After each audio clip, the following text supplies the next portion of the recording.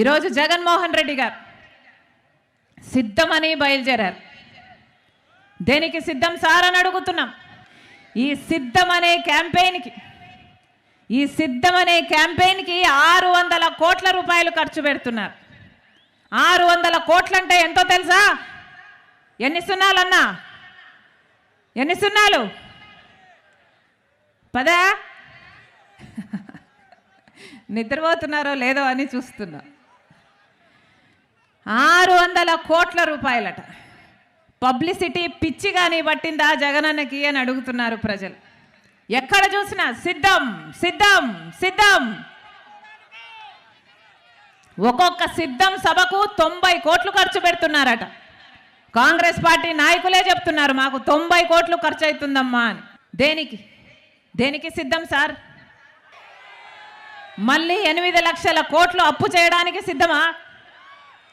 మళ్ళీ పూర్తి మద్యపాన నిషేధం అని చెప్పి మహిళలను మోసం చేయడానికి సిద్ధమా? మళ్ళీ 2,30,000 ఉద్యోగాలు, ప్రభుత్వ ఉద్యోగాలు ఖాళీగా ఉన్నాయి, నేను వాటిని భర్తీ చేస్తాను, ప్రతి సంవత్సరము జాబ్ క్యాలెండర్ ఇస్తాను, మెగా డిఎస్సి 23,000 ఉద్యోగాలతో వేస్తానని చెప్పి యువకులను మళ్ళీ మోసం చేయడానికి సిద్ధమా? రైతులకు 3,000 కోట్లతో ధర స్థిరీకరణ నిధి ఏర్పాటు చేస్తామని చెప్పారు. మళ్ళీ రైతుల్ని మోసం చేయడానికి సిద్ధమా? దేనికి సిద్ధం? ప్రజలను మోసం చేయడానికి మీరు సిద్ధమైతే ప్రజలు మీకు బుద్ధి చెప్పడానికి, మిమ్మల్ని ఇంటికి పంపడానికి ప్రజలు కూడా సిద్ధం. ఎక్కడైనా విన్నారా? ఎవరైనా టీచర్ ట్రాన్స్ఫరో, పోలీస్ ట్రాన్స్ఫరో, ఒక ఉద్యోగస్తుడు ట్రాన్స్ఫర్ గురించి విన్నారు? ఇలా వైసీపీ పార్టీలో ఒక క్యాండిడేట్ ఒకవైపు నుంచి ఇంకొక ప్రాంతానికి ట్రాన్స్ఫర్ విన్నారా? ఒక క్యాండిడేట్లను ఒక ప్రాంతం నుంచి తీసుకెళ్ళి ఇంకో ప్రాంతాల్లో పెడుతున్నారు. విన్నారా ఎక్కడైనా? ఏం చేస్తాం? కలికాలం. మొన్నగా అన్నని అడిగాను, ఏమిటన్నా ఇలా నాన్ లోకల్ అవుతాడు కదా, ఒక క్యాండిడేట్ని తీసుకొచ్చి ఇంకొక చోట పెడితే ఎలా ఓట్లు వేస్తారన్నా అని అడిగాను. ఎందుకు చేస్తున్నారన్నా, ఎట్లా వర్కౌట్ అవుతుంది అని అడిగాను. అంటే ఆయన ఏం చెప్పాడో తెలుసా? ఏం చేస్తాం తల్లి, ఇప్పుడున్న క్యాండిడేట్లేమో మాఫియాలు చేశారు, ల్యాండ్ మాఫియా, లిక్కర్ మాఫియా అని బ్రహ్మాండంగా సంపాదించుకున్నారు. ఇప్పుడేమో ఆ క్యాండిడేట్లకి అక్కడ అసమ్మతి ఉంది, అక్కడ ఓట్లేసే పరిస్థితి లేదు జనాలలో. కానీ ఇప్పుడు ఆ క్యాండిడేట్లకు మేము టికెట్ ఇవ్వకపోతే ఆ క్యాండిడేట్ ఇంకొక పార్టీలో చేరతాడు, ఆ డబ్బు ఖర్చు పెడతాడు, మాకేమో డబ్బు కావాలి, క్యాండిడేట్ అక్కడ నిలబడకూడదు. మరి ఏం చేస్తాం తల్లి, ఆ క్యాండిడేట్ని తీసుకెళ్ళి ఇంకో చోట పెడుతున్నాము అన్నారు.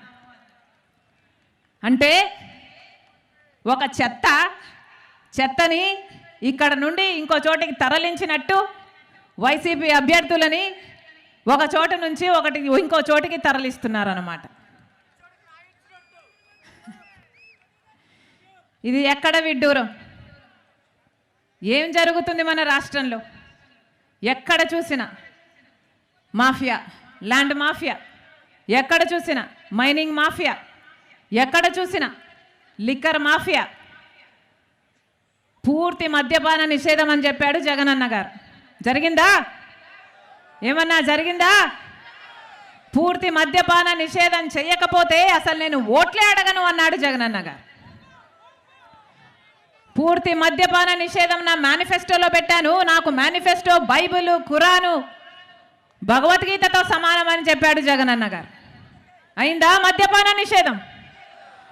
మద్యపాన నిషేధం కాలేదు కదా. ఈరోజు మద్యం అమ్ముతున్నది ఎవరు?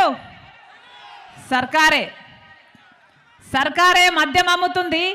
వాళ్ళు ఏది అమ్ముతే అది కొనుక్కోవాలట, వాళ్ళు ఎంతకు అమ్ముతే అంతకు కొనుక్కోవాలట.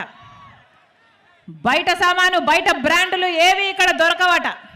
అవునా? ఏం దొరుకుతున్నాయి ఇక్కడ?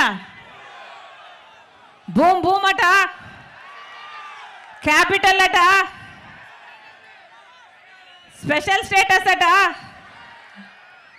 ఆఖరికి డిఎస్సి కూడా అట.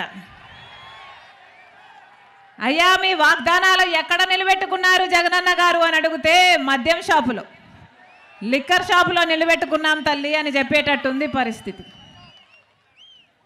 ఇది కదా జరుగుతున్నది. ఎక్కడికి వెళ్తుంది?